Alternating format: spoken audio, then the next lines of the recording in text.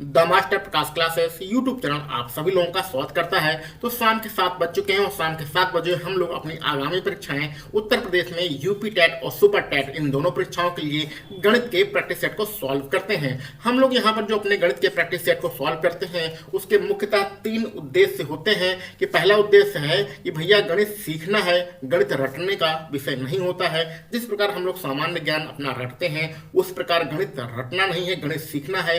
कोई प्रश्न किस तरीके से लगाया जा रहा है, क्यों लगाया जा रहा है, इसी तरीके से क्यों सॉल्व हो रहा है, ये सारी चीज़ों को हमें जानकारी होना चाहिए। यानी गणित हमें धीरे धीरे करके सीखना है और कुछ प्रश्नों को अपने कॉमन सेंस से या भी सॉल्व कर लेना है, ज़्यादा उसमें कॉम्प्लिकेटेड मेथड का यूज़ नहीं करना है। दूसरा हमारा यहाँ पर मेन उद्देश्य है कि भैया गणित में के कुछ कॉन्सेप्ट होते हैं, प्रत्येक चैप्टर में कुछ ना कुछ बेसिक कॉन्सेप्ट होते हैं, उन्हें समझना है और हमें थोड़ा बहुत ट्रिक भी आना चाहिए जिससे प्रश्नों को हम लोग जल्दी जल्दी सॉल्व कर सकें। इसके अलावा हमारा तीसरा उद्देश्य है कि भैया जो आपके गणित में प्रश्न आते हैं उसमें कुछ प्रश्न ऐसे होते हैं जिसको आप मौखिक ही सॉल्व कर सकते हैं, जिसके लिए आपको पेन उठाने की जरूरत नहीं है। तो 2-4 प्रश्नों को हमें मौखिक सॉल्व करना है जिससे हमारा क्या होगा कि परीक्षा में हमारा समय बचेगा।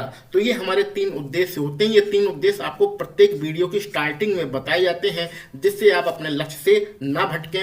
हमारा मेन टारगेट है यूपी टेट में 30 में से 30 नंबर लाना और सुपर टेट में 20 में से 20 नंबर लाना हमारा टारगेट है। क्योंकि सुपर टेट में जब तक आपका 20 में से 20 नंबर नहीं आएगा या हो सकता है 1-2 नंबर कम रह जाए, आपका 17, 18 या 16 नंबर नहीं आएंगे, तब तक आपका सिलेक्शन नहीं हो पाएगा सरकारी नौकरी में। अगर मेरिट में आपको अपना नाम लाना है तो गणित आपको सीखना ही पड़ेगा।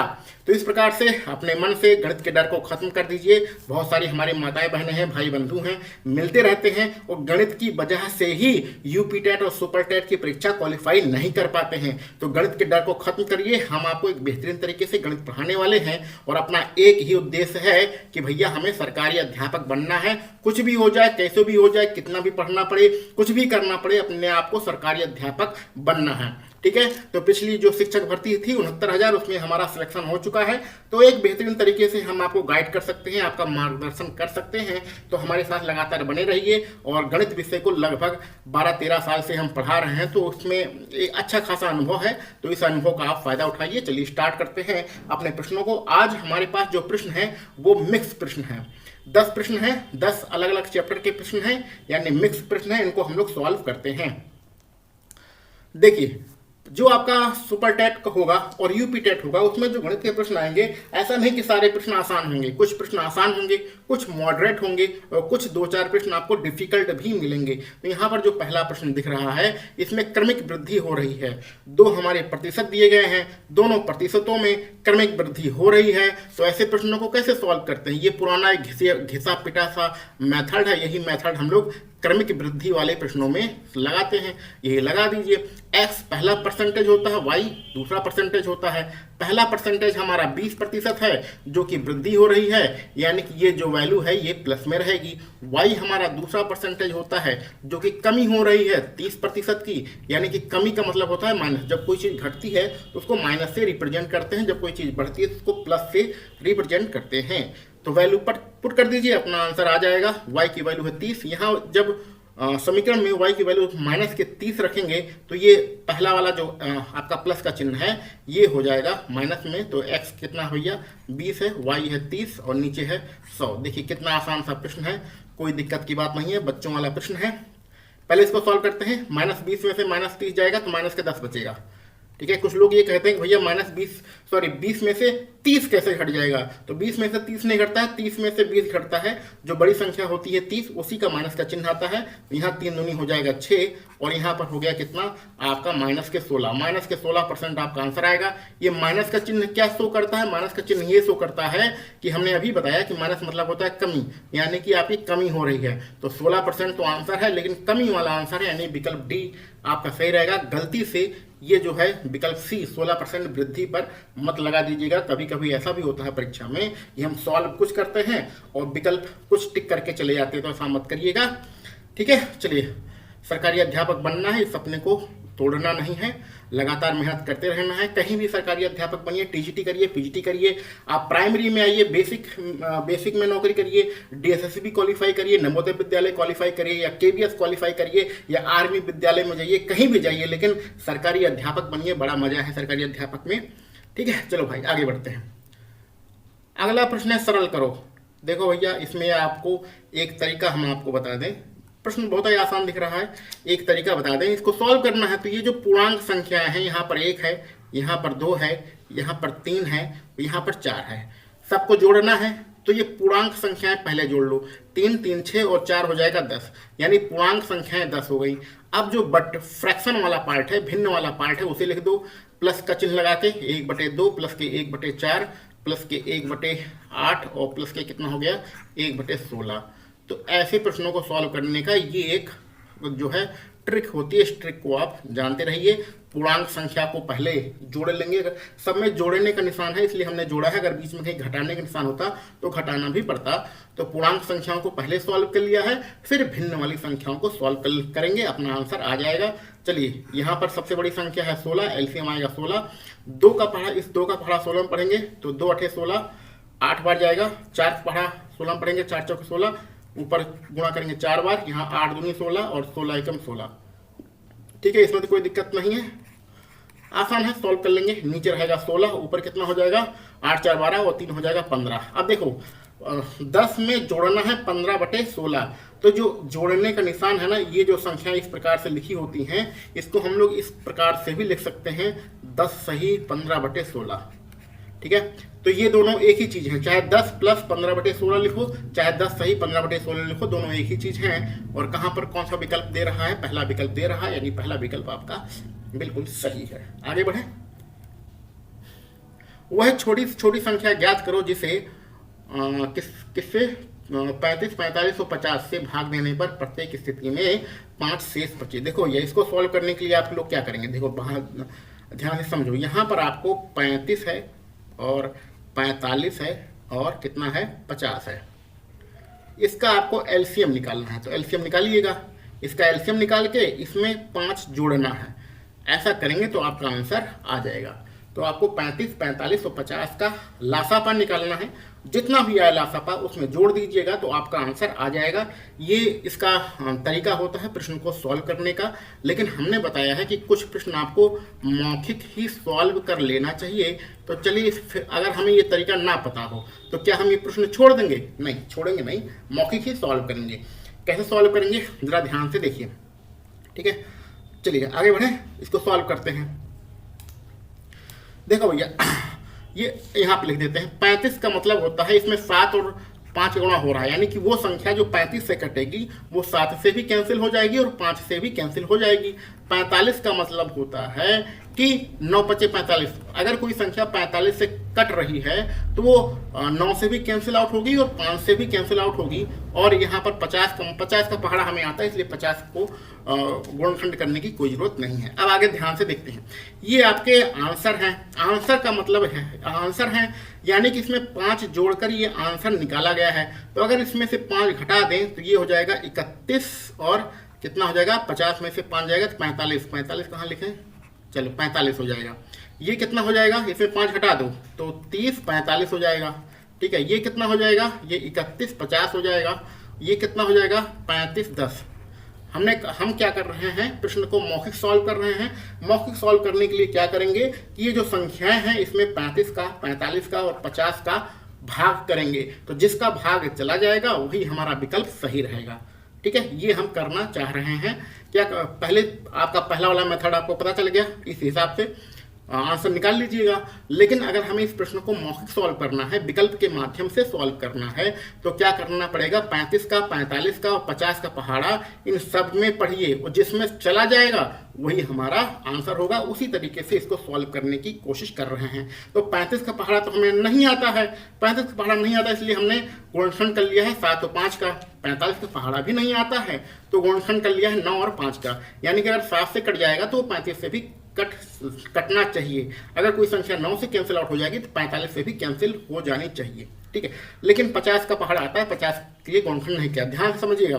अब पहले इस 50 को लेके चलते हैं। अगर 50 का भाग देंगे तो देखिए 50 में पीछे 0 है तो ये संख्या तो नहीं कटेगी, ये सी वाला भी नहीं कटेगा, क्योंकि 0 से 0 कटना चाहिए ना, इसके पीछे 0 होना चाहिए तभी तो 50 से कटेगा। तो ए और सी तो आपका आंसर हो ही नहीं सकता, इसके बारे में भूल जाओ। अब आपका बचा विकल्प बी और डी। बी और डी में से कोई एक आपका आंसर है। अब कैसे निकालिए, पहले बी को पकड़ लीजिए। बी कितना है 3150, जो 5 घटा के हमारा 3150 आया। 5 क्यों घटाया है वो आप समझ रहे हैं ना, 5 क्यों घटाया, 5 इसलिए घटाया है क्योंकि जो आंसर आएगा वो 5 जोड़कर आएगा। तो ये आंसर जो है ये 5 जोड़कर है। तो अगर हमें 35 का भाग देंगे तो 5 शेष बचेगा, तो 5 शेष बचेगा इसलिए 5 घटाया है। यानी कि आप 35 का भाग दें, चाहे 45 का भाग दें, चाहे 50 का भाग दें, तो संख्या पूरी पूरी कट जाएगी। ठीक है, अब देखिए 50 का भाग देंगे 3150 से कैंसिल आउट हो जाएगा आराम से। 50 का भाग डी वाले में देंगे 3510, ये भी कैंसिल आउट हो जाएगा। लेकिन यहाँ चलो यहाँ लिख लेते हैं 3150 है।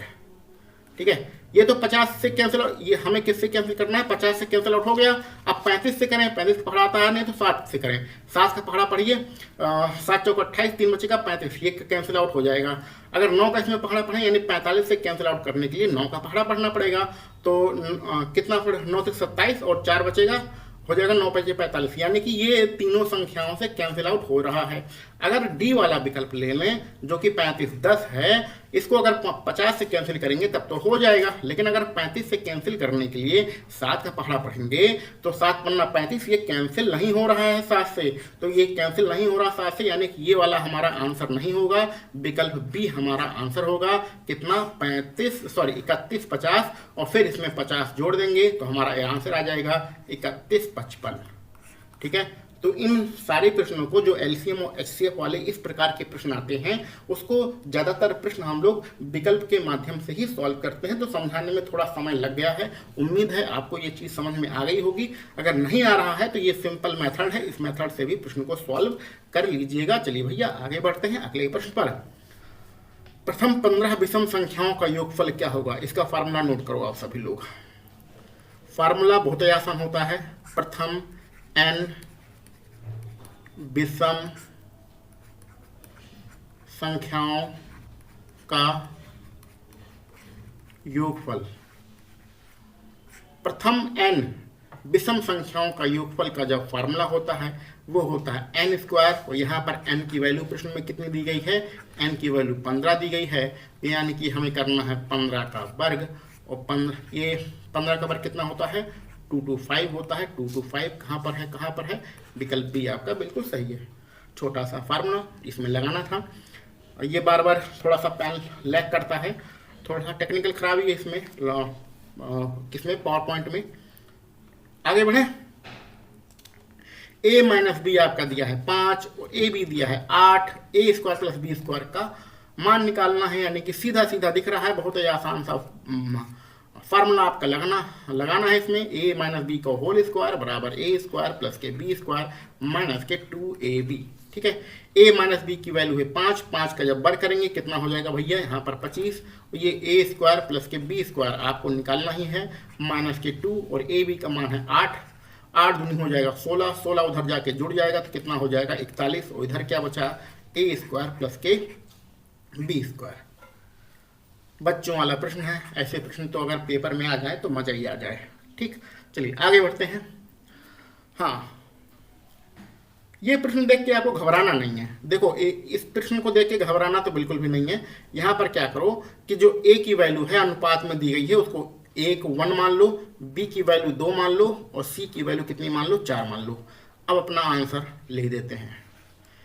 ये 5 है और a स्क्वायर यहाँ चलो लिख देते हैं, a की वैल्यू 1 हो गई, मान लिया है, अनुपात में ही यही इसकी वैल्यू मान लेते हैं, और c की वैल्यू हमने 4 मान लिया। ठीक है, a स्क्वायर a का वर्ग करेंगे, 1 का वर्ग करेंगे 1 ही आएगा, प्लस b का मान है 2 और 2 b स्क्वायर है 2 का वर्ग करेंगे 4 आएगा, प्लस c का मान है 4 का वर्ग करेंगे तो आ जाएगा 16। 5 का 5, 5 4 9 और 16 हो जाएगा, कितना हो गया भैया 25, 9 16 9 25, और इसका वर्गमूल लेंगे कितना हो जाएगा 5। बहुत ही आसान प्रश्न है, कोई दिक्कत की बात नहीं है। ठीक है भैया, वीडियो पूरा देखिएगा, कहीं कहीं आपको ऐसे प्रश्न मिलेंगे कि आपको मजा आ जाएगा। 10% समतुल्य ब्याज, देखिए मौखिक प्रश्न है, इसमें कौन सा करना है, ये कहाँ 21% है, यहाँ इसी से आंसर आ जाएगा। 10% वार्षिक हो, 2 वर्षों बाद समतुल्य ब्याज निकालना, वही पुराना घिसाट पिटा सा फार्मूला लगा दीजिएगा, ठीक है, आपका आंसर आ जाएगा। और चूंकि 2 वर्ष के लिए है तो पहले वर्ष के लिए भी यानी x का मान 10 होगा और दूसरे वर्ष के लिए भी यानी y का मान 10 होगा। 21% आपका आंसर रहेगा। बच्चों वाला प्रश्न है। चलिए आगे बढ़ते हैं। हाँ, 7 क्रमागत संख्याओं का औसत 35 है तो सबसे बड़ी संख्या क्या होगी? बेहतरीन सा प्रश्न है। देखो, ऐसे प्रश्न को हम लोग कैसे सॉल्व करते हैं पता है आपको?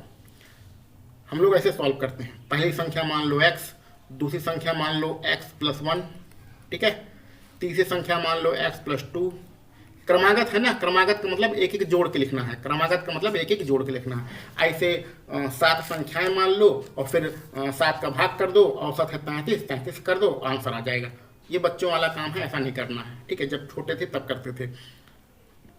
चलिए इसका दूसरा तरीका सीखिए। ये तरीका आप कर लेंगे ना जोड़ जोड़ के, ये तरीका कर लीजिएगा। दूसरा तरीका सीखते हैं। मान लेते हैं ये हमने संख्याएं बना दिया, कितना बनाना है? 7, कितनी हो गई? 5, 6 और 7, ये संख्याएं बना दी। देखिए औसत का मतलब क्या होता है? औसत का मतलब फिर से समझिए, ये प्रश्न हम लोगों ने जो पुराने प्रैक्टिस सेट लगाए हैं, 67 प्रैक्टिस सेट सॉल्व कर चुके हैं, तो उसको जाके देख लीजिएगा, बहुत कुछ आपको सीखने को मिलेगा। तो औसत का मतलब होता है जैसे तराजू होता है ना, तराजू के जो दोनों पड़ले होते हैं वो बराबर होते हैं, ठीक है, बराबर इन्हें करना पड़ता है, ठीक है, तभी हम कोई चीज नापते हैं। तो उसी प्रकार का औसत होता है। औसत का मतलब जितना इसके पास है उतना ही इसके पास है। तो यहाँ पर जो बीच वाली संख्या होती है वही हमारी औसत होती है। औसत का मतलब जिसके, अगर मान लीजिए इसके पास ज्यादा है, इसके पास ज्यादा, जैसे उदाहरण ले लें किस कोई संख्या 20 है और कोई संख्या 10 है, तो इसको हम औसत कैसे निकालते हैं? 20 और 10 जोड़ दो और फिर 2 का भाग कर दो तो हो जाएगा 30, जोड़ने से 30 आएगा, 2 का भाग करेंगे 15। लेकिन ये तो गणित का तरीका हो गया। लेकिन व्यवहारिक तरीके में औसत का मतलब क्या होता है कि भैया इसके पास ज्यादा है, इसके पास 20 है, इसके पास 10 है, कुछ ऐसा करो कि दोनों का बराबर हो जाए। तो क्या करेंगे? ये 5 इसे दे देगा और 5 इसके पास हो जाएगा, तो इसके पास 15 हो गया, इसके पास ही 15 हो गया, दोनों का बराबर हो गया। ये व्यवहारिक तरीका होता है औसत का। तो अब इसमें जो बीच वाली संख्या होती है वही हमारी औसत होती है।